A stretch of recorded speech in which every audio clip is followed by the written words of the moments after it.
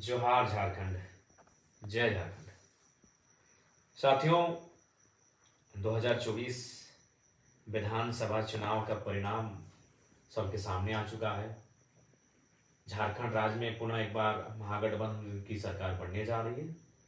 शुभकामनाएं उनको। और हाँ, जैलकैम की एक नई पार्टी, नवोदित पार्टी को, जो राज्य से अपार समर्थन, जन समर्थन प्राप्त हुआ, उसके लिए पूरे राज्यवासियों का बहुत बहुत धन्यवाद, आभार। जैलकैम के जितने भी सिपाही, सैनिक, कार्यकर्ता, सभी का संघर्ष आज इस मुकाम को लेकर आया है। हालांकि आशाएं बहुत सारी थी और बिल्कुल वो दिखा भी, लेकिन वो क्या कहते हैं ना, हम लोग 2 साल की पार्टी हैं, अनुभव की थोड़ी सी कमी रही, लेकिन उसके बावजूद जो परिणाम हम लोग लेकर आए हैं आसान नहीं है। ये फर्स्ट जनरेशन पॉलिटिक्स है। फर्स्ट जनरेशन पॉलिटिक्स झारखंड में, पूरे भारत में ऐसा इतिहास नहीं मिलेगा। विधायक हमारी पार्टी से कितने बने वो मायने है, उससे कई ज़्यादा मायने हैं कि हमारी पार्टी को पूरे राज्य में समर्थन कैसा मिला, अच्छा समर्थन मिला। इसके लिए सभी का आभार करते हैं, धन्यवाद करते हैं। हालांकि अगर व्यक्तिगत हमें निजी तौर पे पूछा जाए तो विधायक बनने के बाद जो मेरा व्यवहार है वही विधायक बनने से पहले भी हमारा वही व्यवहार था, यानी विशेष कुछ परिवर्तन नहीं आया है। क्योंकि बीते 3 साल तो हम लोग ऐसे ही बिना पद के पावर में जी रहे थे, अपने निडरता से, अपने एग्रेशन से लोगों के काम निकाल लेते थे, तो लोगों का काम बना देते थे। लेकिन खैर, ये कि संवैधानिक पद होता है, हमें लगता है कि ये फीलिंग तभी आएगी जब सदन के अंदर जाकर अपने बातों को रखेंगे, अपनी ओथ सेरेमनी में, शपथ समारोह में भाग लेंगे, तब शायद फीलिंग हो कि हाँ विधायक बने हैं। लेकिन दिल से कहें तो अभी तक वो फीलिंग ही नहीं हो रहा है कि चलो भाई कुछ एक अचीवमेंट, एक गांव का लड़का, एक गरीब किसान 2 साल पहले जिसको कोई जानता नहीं था, बहुत गरीब से गरीब, आप जितना सोच सकते हैं, उस घर का लड़का आज विधायक बन चुका है। ये फीलिंग जरा भी नहीं हो रहा है। पता नहीं कोई क्या कारण है, मुझे नहीं आइडिया। शायद 3 सालों का वो अन्याय, जुल्म लोगों का देखना, स्टूडेंट के साथ गलत होते हुए देखना, इन सारी चीज़ों से जो व्यक्तिगत एक इच्छा होती है वो कहीं ना कहीं समाप्त हो गई है। लेकिन हाँ, विधायक बनना क्यों, सरकार में आना क्यों, राज्य की कल्याण के लिए। अगर निजी होता तो कम से कम, भले चुनाव में हम लोग ज़्यादा सीट नहीं लाए, लेकिन व्यक्तिगत तौर पर तक खुशी होनी चाहिए थी। खैर, जो भी हो, राज्य की जनता का बहुत बहुत आभार, बहुत बहुत आभार। बहुत अच्छा वोट हमें प्राप्त हुआ। चाहे कोल्हान का जुगसलाई हो, इचागढ़ हो, सरायकेला हो, खरसवां हो, ये 4 सीटें बहुत जबरदस्त रही। उसके अलावे जो सीटें रही उनको भी धन्यवाद।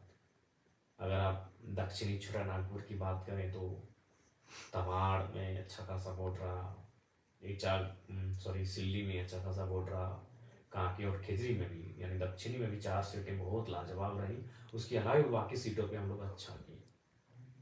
आप अगर बाकी उसके बाद उत्तरी छोटा नागपुर, जो हम लोग का स्ट्रॉन्ग जोन, जहाँ हम लोगों ने डुमरी तो कर विजय फतह किया, उसके अलावे टुन्नी में 45,000 के आसपास, गोमिया में 60,000 के आसपास, रामगढ़ और मांडू में 70,000। बहुत ही सरप्राइजिंग विनिंग है। हम लोग तो माने जाते कि वो सीट विनिंग है हमारी, उस सीट को विन करेंगे। चंदन क्यारी में दूसरा स्थान, तो ऐसे सिंधरी में भी 36,000 के आसपास।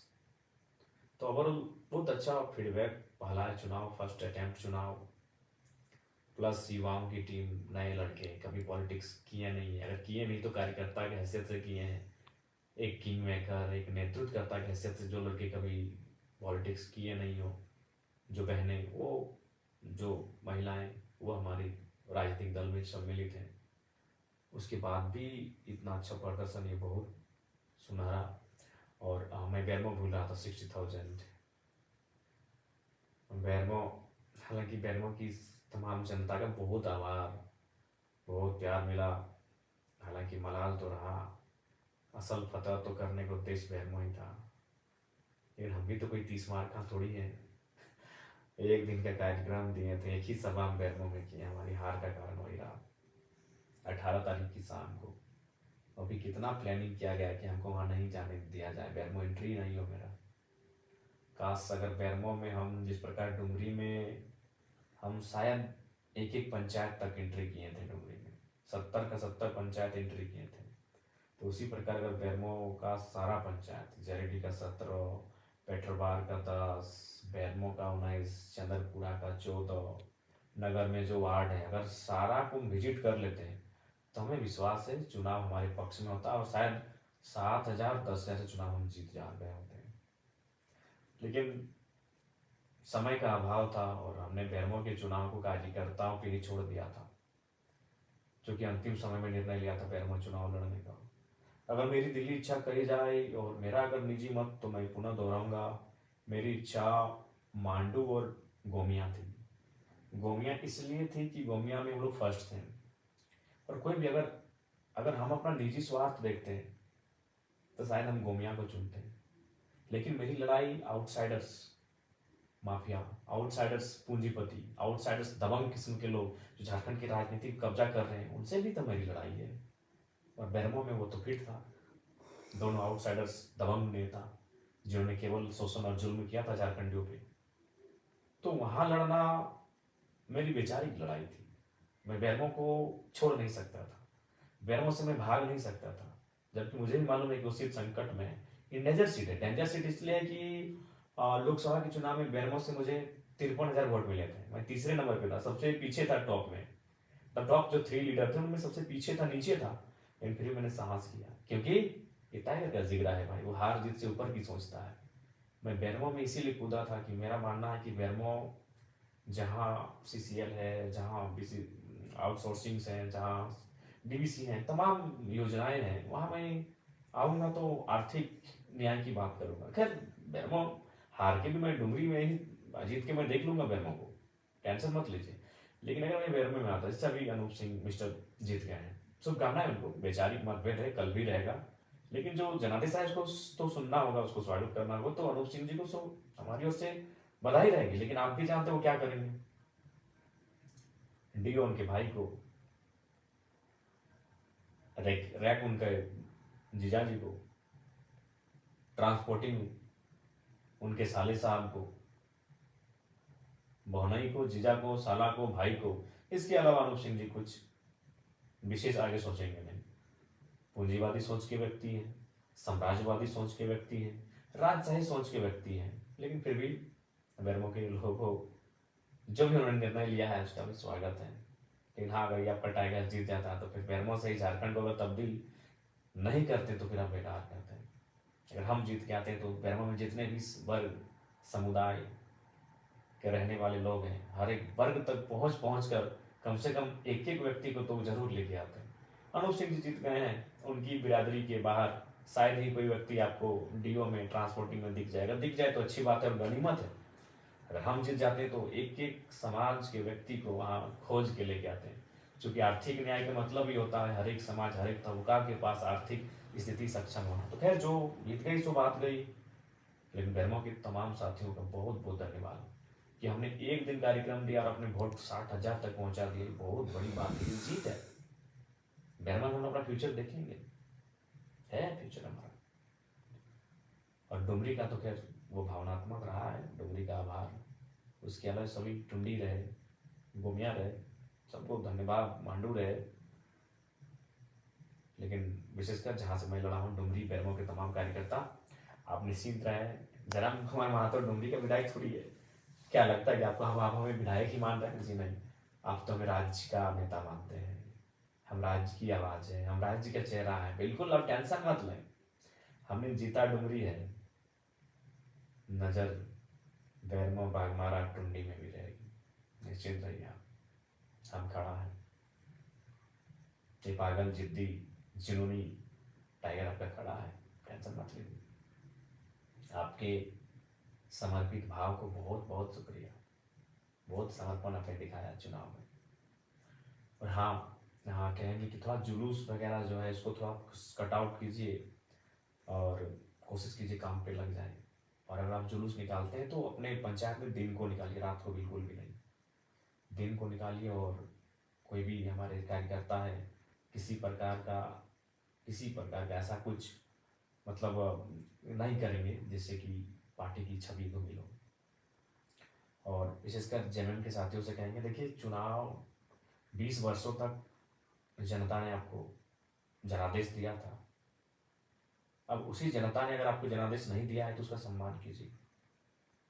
हार के बाद आपके कुछ कार्यकर्ता देखें, कुछ घटनाएं ऐसी घट रही हैं, हम चाहेंगे कि बदले के भाव से नहीं, बदलाव के भाव से मिलकर काम करते हैं। आइए जन्म के साथ ही डुमरी में मिलकर काम करते हैं, तमाम योजनाओं को गांव-गांव तक, खेत खलिहान तक पहुंचाते हैं। और ये सभी संभव होगा जब वो क्या करते हैं ना, मिलकर काम करते हैं। पक्ष विपक्ष चुनाव में फिर देख लेंगे, आलोचनाओं को फिर चुनाव में देख लेंगे। चलिए अभी डुमरी के लिए आगे हाथ बढ़ाते हैं, मिलकर काम करते हैं। सभी से आग्रह होगी। और विशेषकर युवाओं आपसे कहेंगे, आज आप जयराम महतो को अपने स्क्रीन में देख रहे हैं वीडियो के माध्यम से। ये वही जयराम महतो है जो 2 साल पहले यही तोपचांची और जिस डुमरी से मैं विधायक बना, वही डुमरी जहाँ से बसें निकल कर आती थी, बसें गुजरती थी वहाँ से। उन बसों का नाम आनंद बस, शिवम, बुंदेला, विजय, पम्मी, राजू, निर्मल, ऐसे 1 दर्जन बस हजारीबाग होते हुए धनबाद और धनबाद होते हुए हजारीबाग आवागमन होता था। उन बसों पे हम लोग झगड़ा करके चढ़ते थे, भाड़ा नहीं देंगे, 2 रुपया से ज़्यादा नहीं देंगे, 5 रुपया देंगे। और हार्डली गिरफ्तार आते थे 10 रुपये, 2 रुपया से वो कहानी शुरू हुई थी, 5 रुपया से होकर 10 रुपया तक पहुंची थी। अभी क्या भाड़ा है मुझे नहीं पता, क्योंकि अब तो हम लोग मान के चलिए दोस्तों के स्कॉर्पियो में चलते हैं। 40 रुपया है, यानी आज 40 रुपया हो गया है भाड़ा। और मेरा मैंने 2 रुपया से शुरुआत की थी बसों का सफ़र। एक इंटर ऑफ साइंस के स्टूडेंट जब राजगंज ट्यूशन जाते थे, अब 2 साल पहले की बात करें, आंदोलन से पहले, तो यही मैंने अपने मास्टर्स को कंप्लीट करके पीएचडी को ज्वाइन किया था। यानी जो लड़के को आप देख रहे हैं आज एक विधायक के रूप में, ये लड़का कल्पना सोरेन जी की तरह कोई राजघराने से नहीं है। पाकुड़ की जो विधायक बनी आलमगीर आलम की अर्धांगिनी, उनकी तरह कोई राजघराने की नहीं है। मेरे हिसाब से राजघराना मतलब विधायक का घर, मैं उसको राजघराना कहता हूँ। सुन लीजिए पहली बात को। पूर्णिमा साहू जी जमशेदपुर से जीती, जो रघुवर दास की पुतोहू है, मैं उस राजघराने से नहीं हूँ। तो जयराम कुमार महतो को बड़ी करीब से आप देखिए। आज से महज 3 साल पहले मेरी तस्वीर शायद सोशल मीडिया में होगी, जाके देखिएगा। एक दुबला पतला सा लड़का, मासूम सा लड़का, मासूमियत चेहरे में, आंखों में एक सपना कि कुछ करेंगे। वो सपना कुछ बनने का, कि गरीब परिवार से संबंध रखते हैं, बहुत खर्च हुआ है पढ़ाई लिखाई में, तो कुछ बने। क्या बने? कुछ भी। कोई बहाली आए उसको भरे, टीचर की बहाली हो, प्रोफेसर की बहाली हो। और उससे पहले जब पीएचडी नहीं किए थे तो उससे पहले सीआरपीएफ की बहाली हो, आर्मी की बहाली हो, रेलवे की बहाली हो। उन बहालियों को फॉर्म भरना, उनके लिए मेहनत करना, ये चीज़ रहा है। वही लड़का आपके सामने आज आपके स्क्रीन में है। और यकीन मानिए वो लड़का विधायक है। हालांकि हमको ज़्यादा कोई एक्स्ट्रा फीलिंग नहीं हो रहा है विधायक बनने का, लेकिन आप यकीन कीजिए ये जयराम महतो विधायक है। मैं आपको इसी संदेश दे रहा हूँ कि सपने देखिए, मेहनत कीजिए, संघर्ष कीजिए। कौन जानता था जयराम महतो को? आज मीडिया में भले नेगेटिव बोले या पॉजिटिव बोले, आज देश की जितनी भी नेशनल मीडिया है, एक 30 सेकेंड ही सही जयराम महतो का नाम उनको लेना पड़ता है। कोई नहीं जानता था जयराम महतो को। जयराम महतो खुद जयराम महतो को नहीं जानता था। कौन है जयराम महतो? हुई जयराम महतो। क्या था दिनचर्या हमारा? सुबह मॉर्निंग में उठना,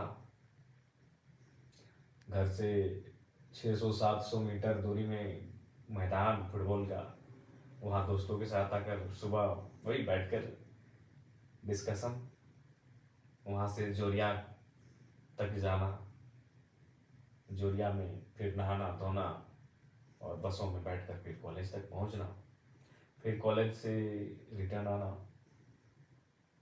बीच में 2-4 घंटों का ट्यूशन लेना, शाम को एनी हाउ खेल का मैदान, चाहे फुटबॉल हो, क्रिकेट हो या वॉलीबॉल, ये 3 चीज़ों का शौकीन। एनी हाउ कुछ भी हो जाए, मौसम खराब हो कोई मतलब नहीं, 2-3 घंटा खेल के मैदान में, फिर रात को ट्यूशन, सेल्फ स्टडी, फिर सुबह फिर एक दौर आया जब मास्टर ऑफ आर्ट्स यानी एमए की परीक्षा को मैंने इंग्लिश लिटरेचर से प्रथम श्रेणी से उत्तीर्ण किया पीके रॉय मेमोरियल कॉलेज से।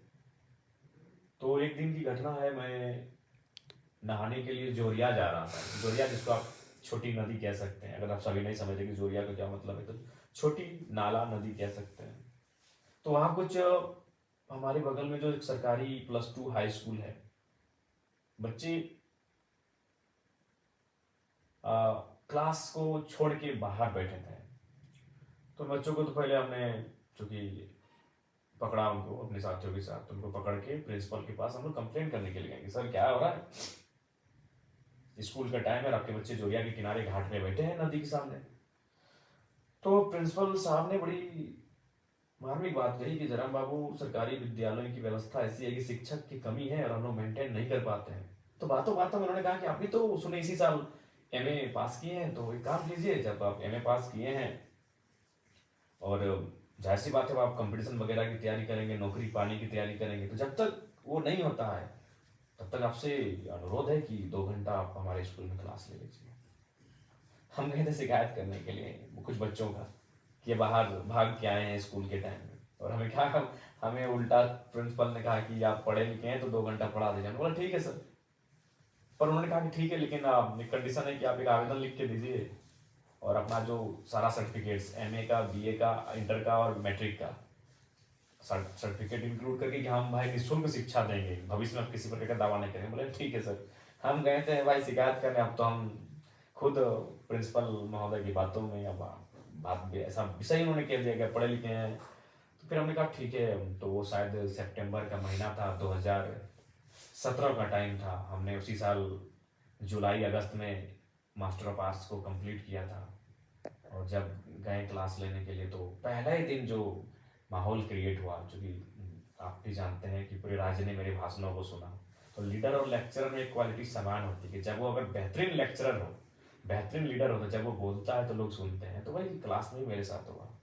जब मैं बच्चों को पढ़ाने लगा, जब मैं उनको एक्सप्लेन करके समझाने लगा, तो पूरा क्लास सन्नाटा, शांत और सुनने लगे। तो इससे क्या हुआ कि डिमांड्स बढ़ गई और प्रिंसिपल ने रिक्वेस्ट किया कि नहीं, हम तो आपको ऐसे ही बोले थे कि भाई टीचर की कमी है, लेकिन अब आपसे रिक्वेस्ट होगा जब तक आप कुछ बनते नहीं है, कुछ करते नहीं अपने लिए, तो 1-2 घंटा पर डे निकाल के यहाँ बच्चों को पढ़ा दीजिए। वो सिलसिला चलता गया चलता गया और 4 साल बीत गए। यकीन मानिए 4 साल। एक एमए का लड़का, गरीब का घर का लड़का, जिसको ठीक से मेंटेन नहीं होता है, वो फ्री में पढ़ा रहा है। कहाँ हाई स्कूल में फ्री, निःशुल्क शिक्षा दान दे रहा है। कई बच्चे हमारे पास आए हैं कि सर आप अच्छा क्लास लेते हैं तो हम लोग ट्यूशन पढ़ना चाहते हैं। हमने कहा नहीं यार, टाइम कहाँ है हमारे पास ट्यूशन का। एक तो तुम लोग स्कूल में पढ़ाते हैं, फिर ट्यूशन बोलोगे, हमको खुद पीएचडी कर रहे हैं, हमको कॉलेज वगैरह जाना होता है, और हाँ ये शाम को ट्यूशन वगैरह नहीं। मेरी एक आदत हमेशा रही है, शाम को ट्यूशन नहीं भैया। क्यों? खेल का मैदान 2-3 घंटा में क्रिकेट लंबा चौड़ा चौका छक्का उड़ाइए, फुटबॉल में किक लगाइए और वॉलीबॉल का पंच लगाइए। तो वहाँ कंप्रोमाइज नहीं था ये चीजें। तो फिर अचानक 2021 17 से 21 तक मैंने लगातार निःशुल्क बच्चों को पढ़ाया टीपी हाई स्कूल। आज भी बच्चे जो मेरे पढ़े लिखे हैं उनसे कभी बातचीत हो तब बातचीत कीजिएगा। बड़ा मेमोरेबल 4 साल रहा है। बहुत मेहनत से मैंने पढ़ाया, फ्री में पढ़ाया, 1 भी रुपया नहीं। किस टाइम बेरोजगारी का दौर, एमए पास किया हुआ लड़का जब नौकरी की तलाश करता है, 2 पैसे कमाने की सोचता है, और मैंने फ्री पढ़ाया क्योंकि मेरा नेचर शुरू से गजब का रहा है। आज वही नेचर कारण में विदाई हूँ। तो फिर क्या हुआ, 2021 का टाइम आता है, 4 साल के बाद झारखंड में एक मूवमेंट आ जाता है। मैं वहाँ जाता हूँ, मैं भाषण देता हूँ और अचानक मैं हाईलाइट हो जाता हूँ। फिर मेरा वो स्कूल में पढ़ाई छूट गया, वहाँ जो बच्चों को पढ़ाता था। मेरी पीएचडी भी काफ़ी स्लो हो गई, बहुत स्लो हो गई मेरी पीएचडी। और फिर इस मूवमेंट में मैं अपने आप को झोंकता हूँ, फिर लगातार सभा, भाषण, और 2000 सभा को मैं मतलब एक बेहतरीन सभा मैंने 2000 किया है। अगर ऐसे कहेंगे नुक्कड़ सभा तो 3000 चले गए होंगे। और आज झारखंड राज्य के चेहरे के रूप में आपके सामने हूँ। 2 साल पहले मैं कुछ नहीं था। मेरे गांव के शायद सभी लोग मुझे ना पहचानते हो, सच कह रहे, मेरे गांव के शायद सभी लोग मुझे नहीं पहचानते हैं। हाँ, लेकिन आज दिल्ली में इस लड़के की चर्चा हो रही, इसलिए मैं आपको ये कह रहा हूँ, मैं अपनी तारीफ नहीं कर रहा हूँ, मैं इसलिए आपको कह रहा हूँ कि भी सपने देखिए। जो युवा कहते थे I hate politics, I hate politics, यकीन मानिए जयराम महतो के आने के बाद, जयराम महतो की विधायक बनने के बाद शायद वो कहेंगे आई लव पॉलिटिक्स। और करना होगा, पॉलिटिक्स से लव करना चाहिए, क्योंकि अगर आप पॉलिटिक्स से लव नहीं करते ना तो सोच लीजिए आप देश से भी लव नहीं करते। क्यों मालूम है ना, आपका देश पॉलिटिकल है, आपका देश इंडिया जो है वो पॉलिटिकल कंट्री है। बिना पॉलिटिक्स से कुछ काम नहीं होगा। पॉलिटिक्स मतलब क्या, देश चलाने के लिए नियम चाहिए। नियम कौन बनाते हैं, पॉलिटिशियन। तो जो लोग कहते हैं आई हेट पॉलिटिक्स, मतलब वो अपने देश से हेट करते हैं, कॉन्स्टिट्यूशन से हेट करते हैं, इसका मतलब। तो इसलिए आई हेट पॉलिटिक्स करने वाले युवा शायद जयराम महतो को देखकर अब आई लव पॉलिटिक्स की गाथा आवाज को बुलंद करेंगे। ठीक है, सपने बड़े देखिए, सपनों को पूरा करने के लिए पागल हो जाइए, जैसे आज हमने। बिल्कुल पागलपंथी की हद है। कभी करीब से देखिएगा हमारे आंखों को, हमारे इस चेहरे को। बहुत झेला है इन 3 सालों को, खासकर ये जो 40 दिन पार हुआ ना साथी, क्या बताएं, बहुत झेला है। सपने देखिए, मेहनत कीजिए उसे पूरा करने के लिए। आज जीत हार छोड़िए, आज चर्चा का विषय अगर है तो संघर्ष के कारण है। इसलिए आप सभी से आग्रह है, मेहनत कीजिए। पुनः डुमरी और बैरमो को धन्यवाद, क्योंकि मैं वहां से स्वयं प्रत्याशी था। बाकी तमाम झारखंड को धन्यवाद, क्योंकि मेरी पार्टी के तमाम जो कैंडिडेट्स रहे उनको बहुत जोरदार समर्थन मिला। सबको धन्यवाद। जोहार, नमस्कार, आदाब, जय हिंद, जय भारत, जय झारखंड। और बस यही कहेंगे, सबका शुक्रिया। मिल के काम करते हैं। जय वालों को भी कहेंगे, ये आपसी मनमुटाव को छोड़िए। 20 साल आपने संभाला, अब अगर जनता ने मौका दिया है तो चलिए साथ चलते हैं। सबको जोहार।